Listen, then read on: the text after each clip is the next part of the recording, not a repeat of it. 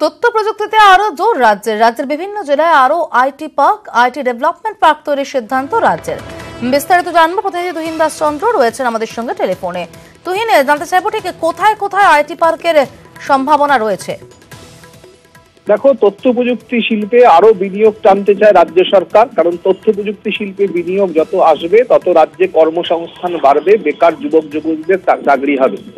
সেই জন্য তথ্য প্রযুক্তি শিল্পে বিনিয়োগ টানার উদ্দেশ্যে আইটি পার্ক করবার সিদ্ধান্ত রাজ্য সরকারের। আইটি ডেভেলপমেন্ট পার্ক ইতিমধ্যেই বেশ কয়েকটি জেলায় আইটি ডেভেলপমেন্ট পার্ক রাজ্য সরকার তৈরি করেছে এবং বিভিন্ন সংস্থা সেখানে আইটি শিল্প করবার জন্য রাজ্যের সঙ্গে কথাবার্তা চালাচ্ছে এবং সেখানে আইটি শিল্প স্থাপন করেছে। কিন্তু এই মুহূর্তে রাজ্য সরকার চাইছে যে এই আইটি পার্কের সংখ্যা বিভিন্ন জেলায় বাড়াতে। সেই সিদ্ধান্ত নিয়েছে তথ্য প্রযুক্তি দপ্তর এবং নয়া আইটি পার্ক হবে নদিয়ার কল্যাণীতে এবং দক্ষিণ 24 পরগনা সোনারপুরে। এই দুটি জায়গায় নতুন আইটি পার্ক করবার সিদ্ধান্ত নিল রাজ্য সরকার। অর্থাৎ তথ্য প্রযুক্তি শিল্পে আরো বিনিয়োগ টানবার জন্য রাজ্যে নয়া দুটি আইটি পার্ক পাচ্ছে, একটা নদিয়ার কল্যাণী আর একটি দক্ষিণ 24 পরগনা সোনারপুর।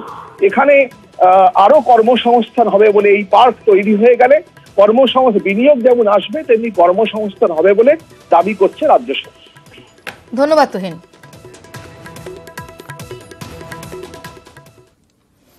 হাসপাতালে রোগীরা যান সুস্থ হতে, কিন্তু হাসপাতালেই ঘন্টার পর ঘন্টা লাইনে দাঁড়িয়ে মৃত্যু হলো এক রোগীর। ঘটনা এসএসকেএম হাসপাতালের। রোগীদের দাবি, সমস্ত বিভাগের আউটডোরের সামনে প্রতিদিনই লম্বা লাইন। সেই লাইন ঠেলে চিকিৎসকের কাছে পৌঁছতে গিয়ে হাঁফিয়ে ওঠেন তারা। অসুস্থ শরীরে তাই হয়রানি আরো বাড়ে। এখানে উপকার পাওয়ার জন্যই পিজিতে এসছি অত দূর থেকে, তাহলে যদি ইকোটা যদি 6 মাস পরে আমি কি বাঁচবো?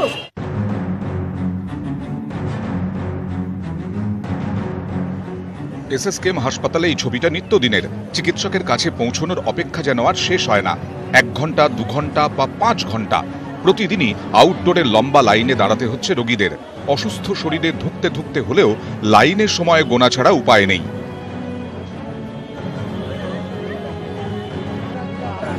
সোমবার লাইনে দাঁড়িয়ে মৃত্যুও হলো এক রোগীর। নেফ্রোলজি বিভাগে এদিনই ডাক্তার দেখাতে আসেন পশ্চিম মেদিনীপুরের রামজীবনপুরের বাসিন্দা নন্দরানী দণ্ডপাত। 55 বছরের ওই মহিলা এই লাইনে দাঁড়িয়ে থাকতে থাকতেই হঠাৎ করে অসুস্থ হয়ে পড়ে যান এবং তারপরে জরুরি বিভাগের চিকিৎসকরা আসলে তাকে মৃত ঘোষণা করা হয়।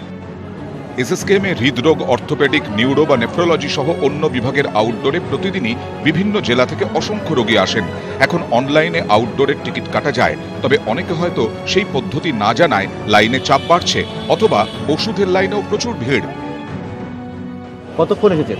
2 ঘন্টা লাইনে দাঁড়িয়ে আছেন?